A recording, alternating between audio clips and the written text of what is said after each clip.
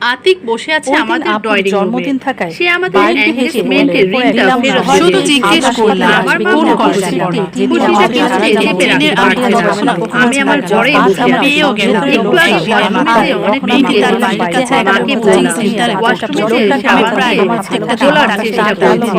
আংটিটা খুলছে না। চেষ্টাই আমার দৈনন্দিন রুটিন ওটা তো আমার শুধু আংটি আমার শপিং আমার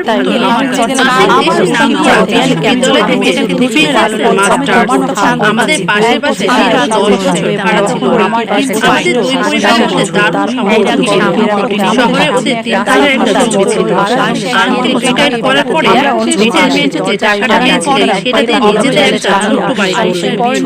আতিকের পড়ালেখা যখন শেষ হলো, আতিক যখন মাস্টার্সে দারুণ রেজাল্ট করলো তখন আমার ভাই ওদের বাসায় এক চাচা নিয়ে একসাথে আসলো। ওদের বাসায় সবাই স্বামী বছরে 3 লক্ষ কথা হলো। এখন এনগেজমেন্ট সে যদি বোকার মতো আতিক চাকরি পেলে বিয়ে হয়ে যাবে জানে না সে। আতিকের মতো মিলিয়ন স্টুডেন্ট আপনার দারুণ সে যদি চাকরি করছিলাম সেটাই স্বাভাবিক। কোনো চাকরি না করতে পারছি না যে দুটোটাকে 2-3 বছর পার সামলাতে পারবে। কিন্তু কোনো চাকরি আপনাদের বাড়ি থেকে ফিরে মাকে বিয়ের কথা জানিয়ে শুধুমাত্র আঙ্কেলের পেনশনের টাকা দিয়ে সংসার চালানো কঠিন একটা মুহূর্তে আপনি এদিকে আতিকের ছোট বোন লোপারও বিয়ে বয়স হয়েছে।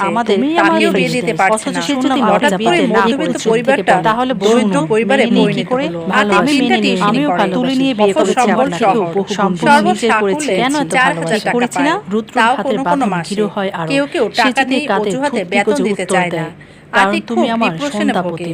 মাঝে মাঝে আমাকে বলতো আমার প্রণয়ে আসক্ত তোমাকে খুব বিপদে ফেলে দিয়েছি গল্পটি ভালো লাগলে অবশ্যই আমি হেসে দিয়ে বলতাম মোটেও বিপদে ফেলোনি।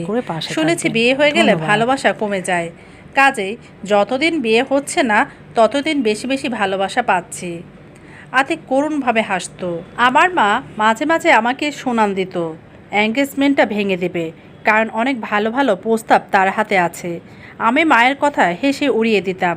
আমার বাবা আতিককে খুব পছন্দ করে, কাজেই কোনো চিন্তা আমার ছিল না। কিন্তু আতিকদের পরিবারদের সাথে আমাদের সম্পর্কটা আশঙ্কাজনকভাবে কমে যাচ্ছিল। গত 6 মাসে দুই পরিবারে কেউ কারো বাসা যায়নি, শুধু মাঝে মাঝে আমি আর আতিক দেখা করতাম। গত পরশু আমার মায়ের ভাষায় এক ভয়ঙ্কর ঘটনা ঘটেছে। আমার মা দেখে ফেলেছে আতিক নাকি শহরে ইজি বাইক চালাচ্ছে। সমাজে আমাদের মান সম্মান এভাবে ধুলোয় লুটিয়ে দেবে আতিক, আমার মা স্বপ্নেও ভাবেনি। গতকাল কি ওদের বাড়িতে যেয়ে জানিয়ে এসেছে এই এনগেজমেন্ট ভেঙে দিতে চাই আমরা। তাই আজ আতিক এনগেজমেন্ট রিংটা ফেরত দিতে এসেছে। আমিও যে অবাক হইনি তা নয়, কিন্তু তার চেয়েও বেশি কষ্ট পেয়েছি আতিকের জন্য। জানি ওর কতটা কষ্ট হচ্ছে। একজন উচ্চশিক্ষিত ছেলের নিজেকে এ পর্যায়ে নামাতে কতটা মানসিক কষ্ট হয়েছে তা তো বোঝাই যায়। অভিমান হলো ও আমাকে নিজে থেকে কেন জানালো না, তাই আমরা কষ্টগুলো ভাগ করে নিতে পারতাম। মা নিজেই সাবান পানি এনে আংটিটা খুলতে লেগে গেল। অল্প পরিশ্রমে আংটিটা খুলে গেল। মা যে আংটিটা দিল আতিকের হাতে, দূর থেকে দেখলাম আতিকের মুখটা বেদনায় ছেয়ে গেল। নিজেকে কন্ট্রোল করতে পারলাম না। ড্রয়িং রুমে যেয়ে গম্ভীরভাবে বললাম, মা তুমি ভেতরে যাও, আমি আতিকের সাথে কিছু কথা বলবো। মা খুশি মনেই চলে গেল। এত সহজে এনগেজমেন্ট ভেঙে দিতে পেরেছে তাতেই সে খুশি। আতিক একটু অপরাধীর মতোই আমার দিকে তাকালো। আমি বললাম, তুমি যে ইজি বাইক চালাচ্ছ আমাকে বলনি কেন? তুমি কষ্ট পাবে তাই বলিনি। তোমার বাসার থেকেও কি জানতো? না, বাবা মাও কষ্ট পাবে তাই বলিনি। কিন্তু গতকাল তোমার মা যে বলে এসেছে যে কাজে বাবা মা কষ্ট পাবে আমি কষ্ট পাবো, সে কাজ করতে গেলে কেন? লোপার ভালো একটা বিয়ের প্রস্তাব এসেছে, বিয়েতে তো বেশ খরচ হবে। বাবার একার পক্ষে সেটা বহন করা সম্ভব নয়। ভাই হিসেবে আমার একটা দায়িত্ব আছে, তাই ইজি বাইক চালানো আরম্ভ করেছি। আমার মনের উপর থেকে একটা বোঝা সরে গেল।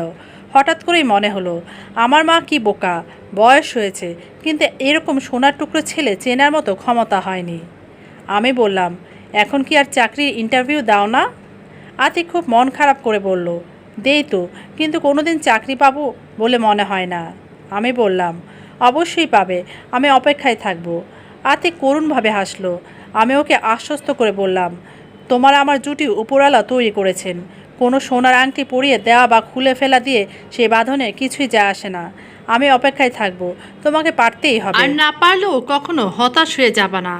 না হয় ইজি বাইক চালিয়ে আমাদের সংসার চলবে। প্রতি পূর্ণিমা রাতে আমাকে ইজি বাইকে নিয়ে সারা শহর ঘুরবা। আমার চোখে দুষ্টমির হাসি, আতিকের চোখে মুখে আত্মবিশ্বাস ফিরে এসেছে। আমার চোখের দিকে তাকিয়ে বলল, আমাকে পারতেই হবে মৌ। তোমার মতো সাথী আছে যার, তার কি এই পৃথিবীতে কোনো কিছুর ভয় পেলে চলে? 6 মাস পরে আতিকের একটা মাল্টি ন্যাশনাল কোম্পানিতে চাকরি হয়ে গেল। ঢাকায় পোস্টিং, কোম্পানি থেকে গাড়ি দিয়েছে, থাকার জন্য ফ্ল্যাট দিয়েছে। আমার মা মহা খুশি। মার এই পরিবর্তনে আমি খুব বিরক্ত, কিন্তু আতিক বলে, সে তো মা, সে তো তোমার ভালো চেয়ে এটা করেছিল। আমার আর লোপার একই দিনে বিয়ে হয়ে গেল। আমরা এখন ঢাকায় আছি। আতিকের ইজি বাইকটা আতিকদের বাড়িতে রাখা আছে। প্রতি পূর্ণিমা রাতে নয়, তবে 6-7 মাস পর পর পূর্ণিমা দেখে আমরা বাড়ি যাই। আতিক সারা রাত আমাকে ইজি বাইকে করে ঘুরায়। ড্রাইভার খুব অবাক হয়, বলে, স্যার গাড়ি থাকতেও ইজি বাইক নিয়ে কেন বের হচ্ছেন? আতিক মুচকি মুচকি হাসে আর বলে, ও তুমি বুঝবে না। ড্রাইভার না বুঝলে কি হবে, আমি তো বুঝি। ইজি বাইকে চড়ার আনন্দ আমার কাছে কতখানি। গল্পটি ভালো লাগলে অবশ্যই চ্যানেলটিকে সাবস্ক্রাইব করবেন, লাইক কমেন্ট শেয়ার করে পাশে থাকবেন। ধন্যবাদ।